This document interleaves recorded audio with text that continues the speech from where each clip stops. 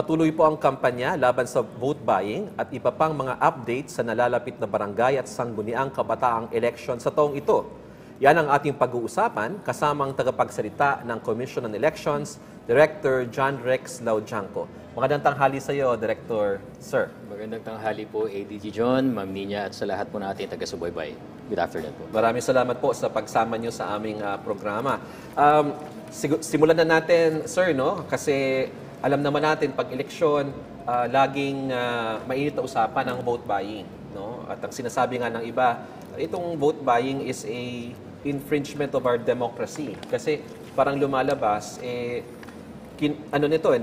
sinasalungat nito yung demokrasya. Kaya ikinakatuwa ng karamihan itong ating programa, yung Committee on Kontrabigay. No?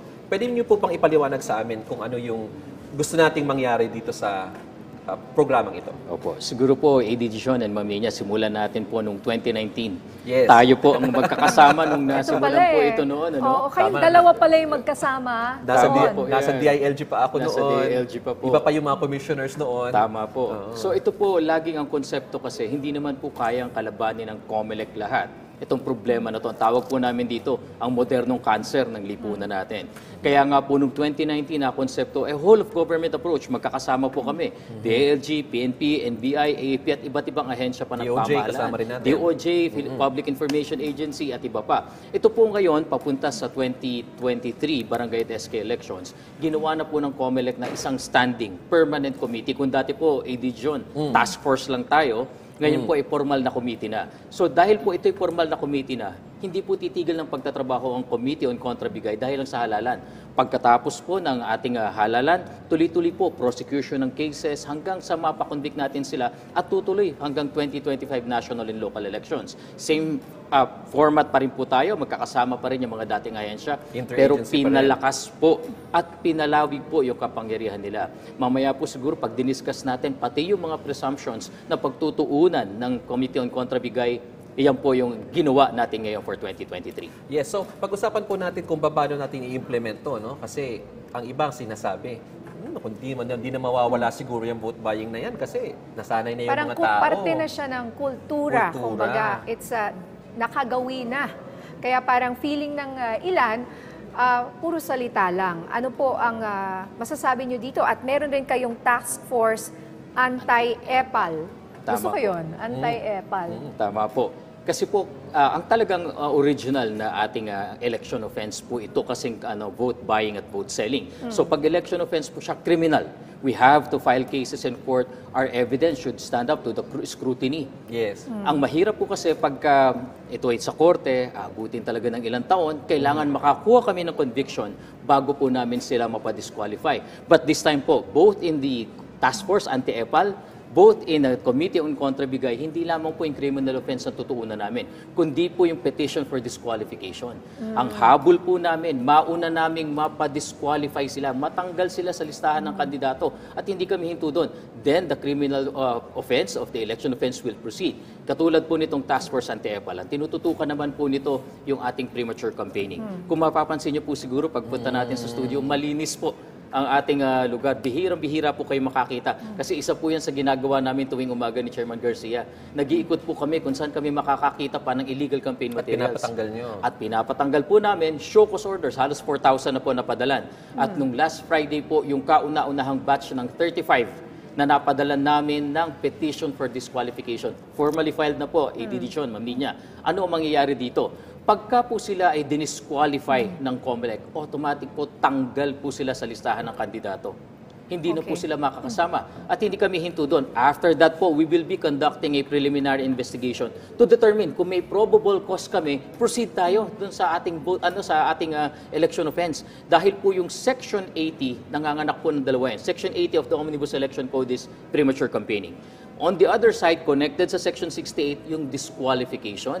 On Section 262 is the election offense. So both po yan, administrative and criminal, we will proceed with that. Okay. So, Director, susuran ko lang, no? Kasi interesado talaga ako dito. So, paano po natin, kasi noong 2019, ang ginawa natin before was, meron tayong mga task forces sa baba, on the ground. Kasi ang vote buying happens in the barangay level, no?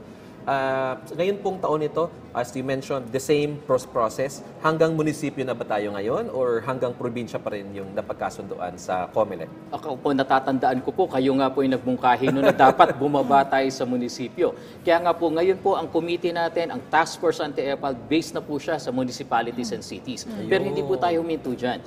Pinadali po natin yung proseso ng pagrereklamo kasi alam po natin, ang mga kababayan natin nakakakita. Marami sa kanila nag-iisip, gagawa pa ako ng affidavit, magpapanotaryo pa ako, pupunta pa ako sa pulis, magsusumpa pa ako. Karamihan sa kanila po matatakot. Ano Kaya ang may ginawa? May template na tayo Yes, dati. may template na po tayo, sir. Pero ang ginawa po natin ngayon, mere reports, videos, pictures, incident reports, saan nangyari, sinong involved, anong oras, ibigay nyo po sa committee, ibigay nyo sa task force, kami na po ang kukuha ng ebidensya, kami na ang mag-iimbestiga, and we will file motu proprio cases. Yun po yung bago sa ngayon, ADG John Mangdinan. Ayan, so sana Napakaganda. matakot na po kayo, no? At huwag na tayo lumabag.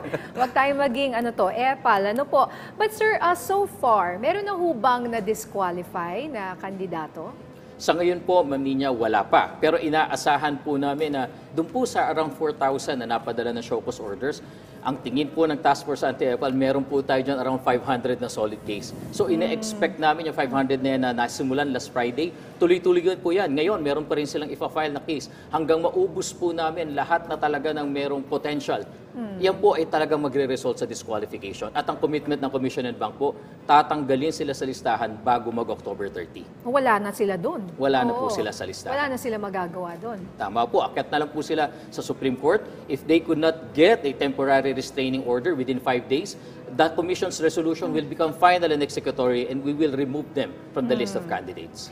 Okay, paano naman po binabantayan ng COMELEC ang vote buying or selling via online transaction? Mukhang mahirap to ha. May kakayahan na ba tayong ma-verify ang mga online platform na ito? Gcash na kasi ngayon eh. Oo. Tama po, natatandaan pa po ni ADG John. Or PayMaya, di ba? Opo, noon pong nasimulan po namin ito, hindi pa ganun kataas yung usage po yata Yes. ng online payments. Yes. Pero ngayon po nakita natin nag-boom siya, perhaps because of the pandemic. So kung inaakala po ng kababayan natin na anonymous sila pag using online transfers, naku, dyan po sila nagkamali. Kasama po sa Committee on Contrabigay ang ating Bangko Sentral ng Pilipinas at ang Anti-Money Laundering Council. At sabi nga po namin, yung magpapadala ng pera, may registration po yan, registered. Yung makakatanggap ng pera by GCash, PayMaya, registered. At yung pagpapadala, may digital footprint. At yan po, namomonitor nila. All platforms are capable of detecting, flagging, multiple suspicious transactions. And we could subpoena po, pwede namin kunin yung digital footprint na yan. At mas madali nga po na magsampa ng kaso pag nakuha po namin yan. So yung mga telcos, nakuha, for example, Globe, di ba? Or yung PayMaya sa Smart. So ito po ba ay katuwang nyo rin? Kausap po namin sila at directly under the supervision po kasi sila ng Bangko Sentral ng Pilipinas. So we just have to issue summons and subpoena to them. Makukuha po namin ang ebidensya. In the first place po, ang ating po with due credit to Globe and PayMaya, sila rin po yung nagbukas ng aming mata na kaya nilang i-flag yung multiple suspicious transactions. Halimbawa, sir. Halimbawa po, sa isang barangay. Normal, merong regular na po dyan, frequency ng pagpapadala. Pero nakita natin, days leading up to the elections, ang dami. Talagang sunod-sunod, iilang numbers ang pinanggagalingan at yung halaga halos pare-pareho. They are flagging that as multiple suspicious transaction. We could get that data, pass it on to the NBI and to the PNP.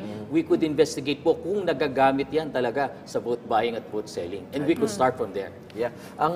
Well, Director, alam mo naman kasi kadalasan talaga ang vote buying happens ng face-to-face sa mga barangay, no, in our experience. So, since ang ginagawa po natin ngayon ay municipal level task force na, so ibig pong sabihin, merong grupo sa munisipyo na pwedeng tumugon sa mga reklamo ng ating mga kababayan. Ganun po ba yung sinasabi natin? Tama po. Yung pong ating unahin po natin sa PNP, no? Talaga pong dito kami natutuwa sa PNP. Dahil sila po mismo, mula pa po nung sinimulan ninyo noon, nasa DILG po kayo, meron na talagang grupo po na dinededicate kada munisipyo mga pulis na tatanggap ng reklamo. Ang maganda pa po nito, magkakaugnay po yan ang ating COMELEC field official, yung PNP liaison natin doon at yung AFP at ngayon po kasama na rin namin ng Coast Guard.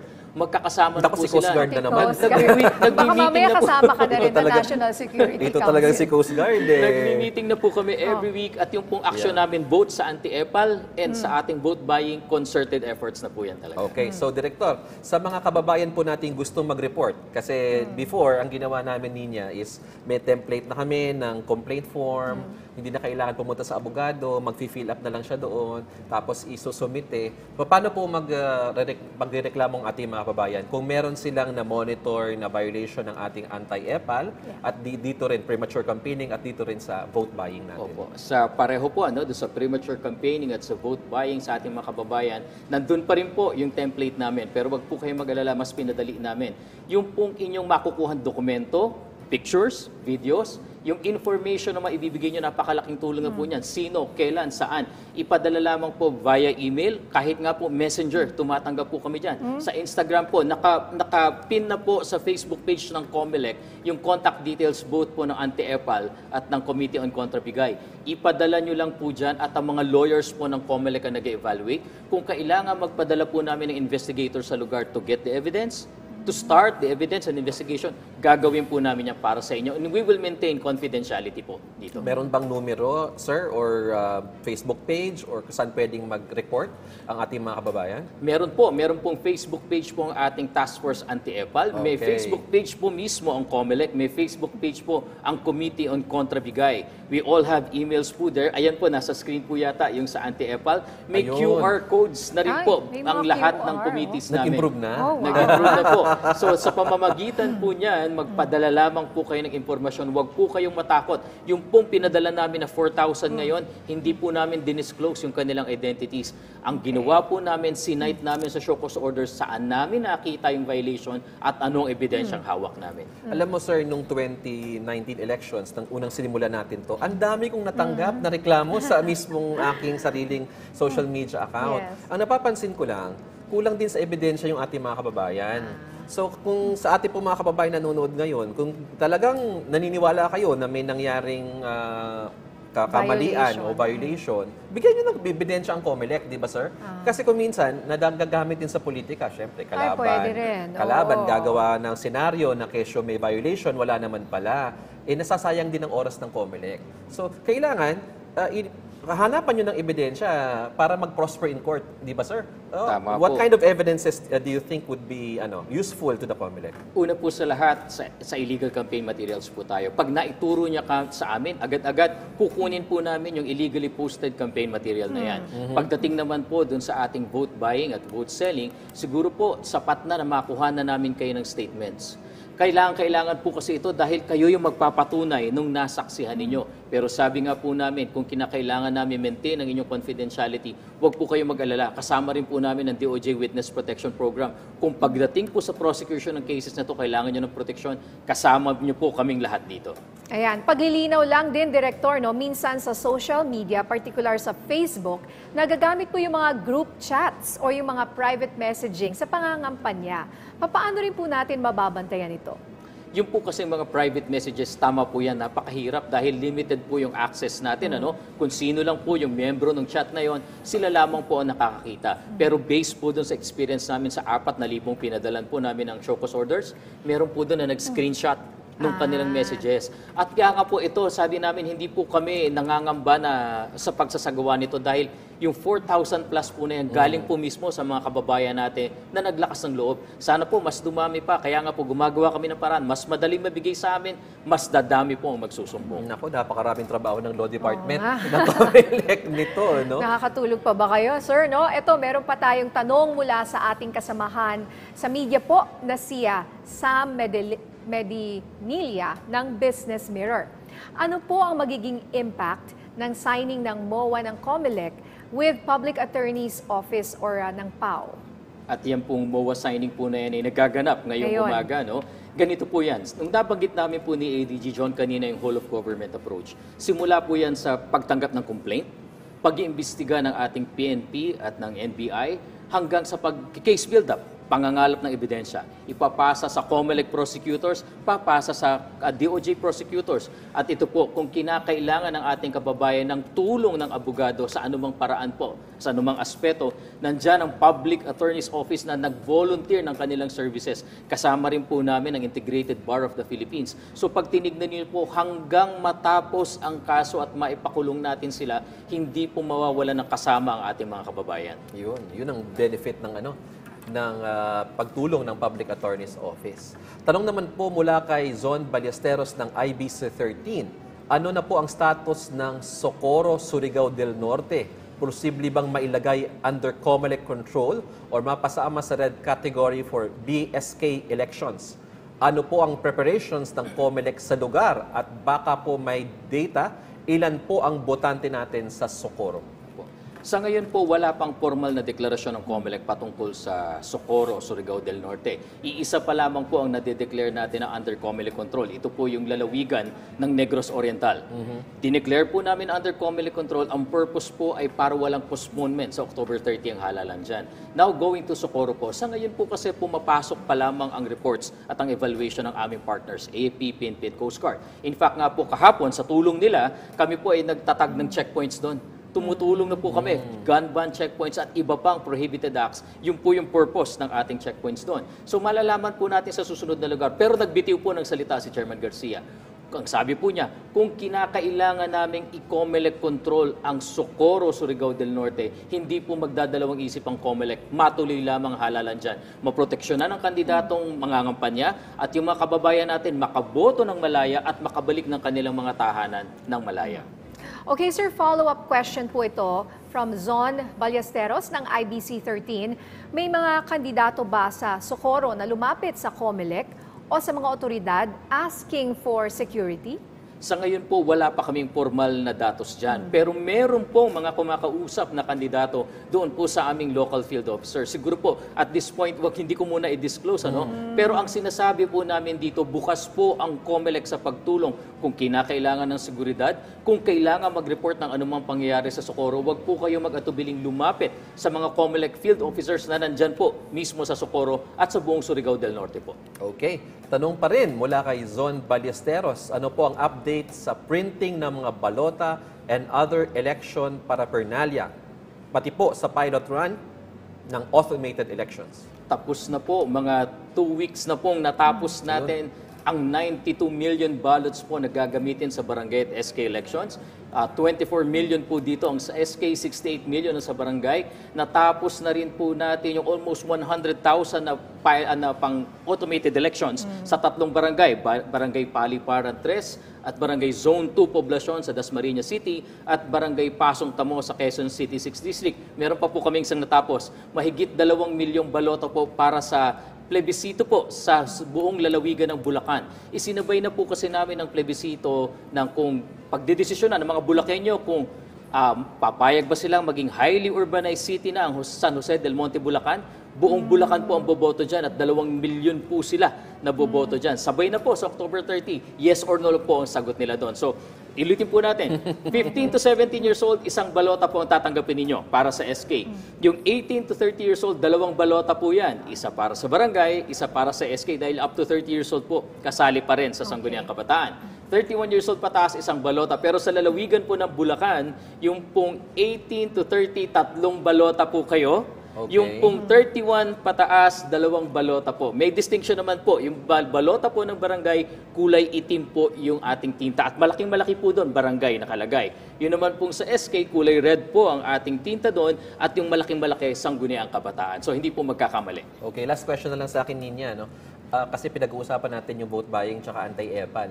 Ano po yung parusa doon sa mga posibleng mahatulan ng guilty for vote buying and anti-EPAL? Opo. Siguro po, matanong nyo rin bakit inuuna namin yung petition for disqualification.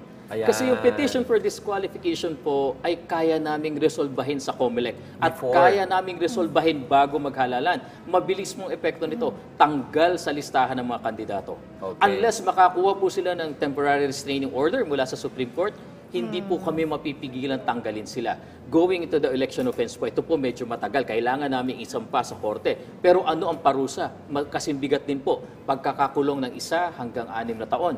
Yung accessory penalties po ng forfeiture ng right to suffrage, hindi na makakaboto. At yung pong perpetual disqualification to From hold public public office, whether appointive or elective po yan, hindi po makakabalik na sa pamahalaan. Okay, paano kung na-disqualify siya? Say, paano mo siya tatanggalin sa balota kung na-print na?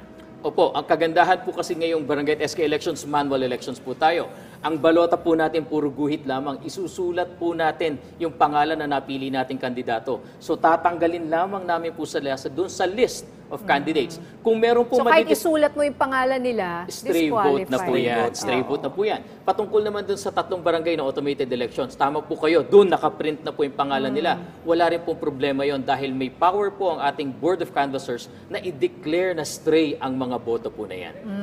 Ayan.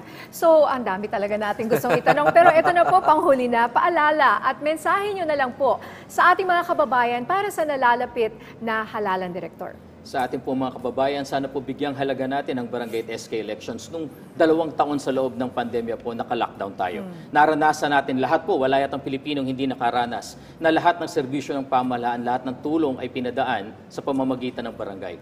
Kung maayos po ang pamumuno ng barangay, nakarating po ang tulong lalo na sa mga nangangailangan. Pero kung hindi po maganda ang pamumuno, laking hirap po natin lahat. So ito po mga bagay na to ay pahalagahan natin ang barangay dahil ito po ang ating pinaka-basic at pinaka-nalalapitan sa lahat. At higit sa lahat para naman po sa iboboto ninyong kandidato. Ngayon pa lamang po dapat nagpapakita na sila hindi lamang ng kwalifikasyon, hindi lamang ng kagustuhan maglingkod, kundi ang kakayanan nilang sumunod sa batas. Kung ngayon pa lang po hindi na nila kayang sumunod sa batas, wag po natin silang iboto. Ayan, maraming salamat po sa pagbibigay ng inyong oras sa aming programa. Muli, atin pong kapanayam ang tagapagsalita ng Commission on Elections, Director John Rex Lauchanco.